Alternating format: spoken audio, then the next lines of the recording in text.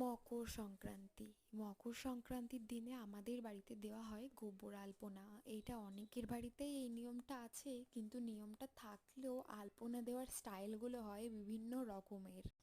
কিন্তু আমাদের বাড়িতে এইরকমই দেয়া হয়। এই যে দেখে নিয়েছো তো কেমন দিয়েছি আমরা। আর আজকের দিনে নাকি আবার পিঠেও খেতে হয়।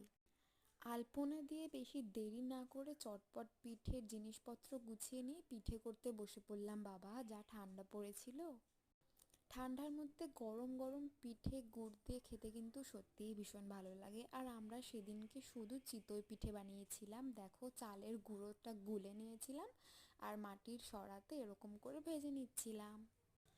এই পিঠে কিন্তু অনেকে দুধে ভিজিয়েও খায়, আবার গুড়ের সঙ্গেও খায়। আর আমরা সেদিনকার গুড়ের সঙ্গেই খেয়েছিলাম, কারণ রসে ভিজিয়ে পিঠে আমাদের অলরেডি খাওয়া হয়ে গেছিলো আগেই। শুধু শুধু নিয়ম ভাঙতে এইটুকু আমরা করেছিলাম সেদিনকে বাড়িতে। আচ্ছা, তোমাদের এই পিঠে খেতে ভালো লাগে? আর তোমাদের ওখানে এই পিঠেকে কী নামে ডাকে আমাকে বলো তো। সরি, কী নামে চেনো?